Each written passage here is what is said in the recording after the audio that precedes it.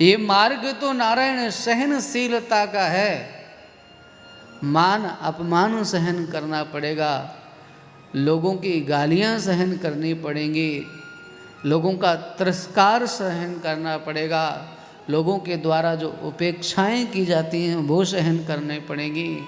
अगर लोगों के द्वारा जो उपेक्षाएं होती हैं, जो तिरस्कार होता है, अपमान होता है, अगर वो आप पचा नहीं सकते, हमारे एक संत तो बहुत अच्छी बात कहते हैं कि बड़े बड़े जो ड्राई फ्रूट्स हैं ना, वो आप पचा लोगे, पर अपमान पचाना बहुत कठिन है। बड़ी से बड़ी वस्तु जो सुपाच्य नहीं है उसको पालोगे फिर भी वो पचा लोगे, औषधि ले लोगे तो पच जाएगी, पर क्या अपमान पचा सकते हो? और अपमान पचाने का एक ही सूत्र है, क्या आप अपमान के बदले में किसी को सम्मान दे सकते हो? बोलिए मनोज जी, अपमान के बदले क्या आप किसी को सम्मान दे सकते हैं? हमारे एक संत ऐसे हुए हैं, एक महात्मा उनको गाली दे रहे थे और गाली देते हुए उनसे कह रहे थे तुम ऐसे हो वैसे हो। तो संत ने कहा ददा तू गाली गाली बनता भवंता, आप खूब गाली दो क्योंकि तुम्हारे पास गालियां ही हैं। बोले जिसके पास जैसे धन होता है वो धन देता है, जिसके पास गुण है उसको गुणवान कहते हैं, जिसको धन है उसको धनवान कहते हैं, और जिसके पास जो होता है वही तो बांटता है।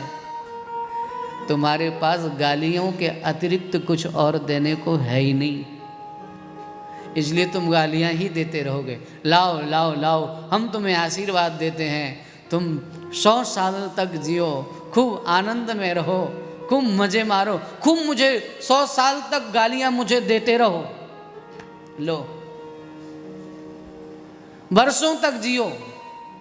अरे जियो ही नहीं, एक संत की तो कोई निंदा करता था ना, तो वे निंदा करने वाले के लिए भी एक बात कहते थे। वो कहते थे जो मेरी निंदा करे वो भवसागर से पार हो जाए। मेरी निंदा करने वाला उतरे भव निधि पारा, साधु भाई निंदक मित्र हमारा। जो निंदक है वो तो हमारा मित्र है। पाछे निंदा करी अघ धोवे, सुनी मन मिटे विकारा।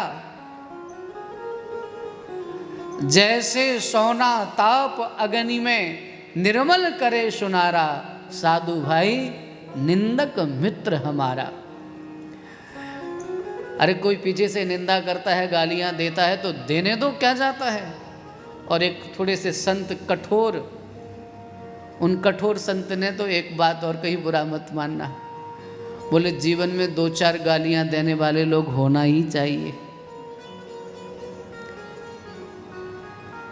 जीवन में गली में 2-4 सुअर रहें तो गली साफ रहती है, और जीवन में 2-4 निंदक रहें तो जीवन में कोई दोष नहीं आता है, जीवन आनंदमय रहता है। तो अगर कोई गाली भी देता है ना तो देने दो। अपन उसके लिए भी ठाकुर जी से प्रार्थना करें। अगर किसी का किसी से वैर है तो मैं तो कहता हूँ ये उपाय मैंने सबको बताया है, आपको भी बता रहा हूँ। अगर रितु जी आपको किसी से झगड़ा होता है नहीं होता है? अरे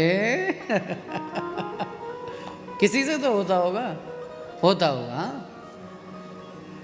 किसी से भी झगड़ा होता। ये यहाँ तो सब गौ भक्त बन जाएंगे, नहीं मेरा किसी से नहीं, पर मुझे पता है ऐसा।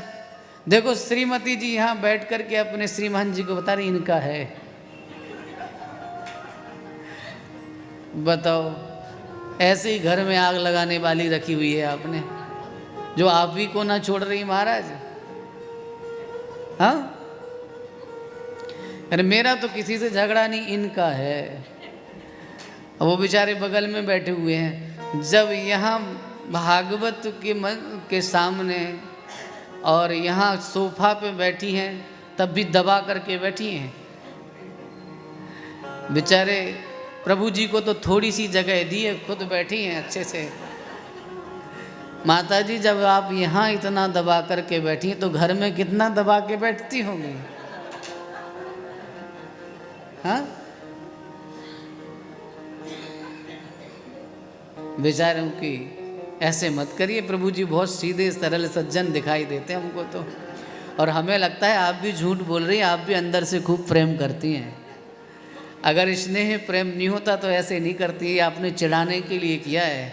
हमारे ब्रज में ऐसा अंगूठा तभी दिखाते हैं ना जब किसी को चिढ़ाते हैं। तो आप बैठे बैठे अपने श्रीमान जी को ही छेड़ रही हो। प्रेम से बोलिए जय श्री राधे। तो अगर कि मैं बता रहा था आपको कि अगर कोई झगड़ा हो जाए तो एक सूत्र है आपके लिए, और वह सूत्र क्या है? जो आपको गालियां देता है, रात्रि में सोने से पहले कहो कि मैं अपनी सद्भावनाएं आपको प्रेषित करता हूँ, तुम सुखी रहो, तुम प्रसन्न रहो, हमारा स्नेह हम तुम्हें प्रेषित करते हैं, तुम्हारा भगवान मंगल करें, तुम्हारे जीवन में किसी चीज़ की कमी ना हो। आप जब किसी के लिए इस प्रकार से अपनी सद्भावनाओं को प्रेषित करेंगे तो क्रिया की प्रतिक्रिया होती ना, तो जब रिफ्लेक्शन जिसे कहते हैं तो वो वापस आता है। जब आप किसी के लिए इस प्रकार से प्रार्थना करेंगे सद्भावनाओं की, तो निश्चित रूप से आप देखेंगे धीरे धीरे उस व्यक्ति के मन में आपके प्रति सम्मान की भावना आ जाएगी। वह व्यक्ति भी आपका आदर करने लगेगा, आपका सम्मान करने लगेगा।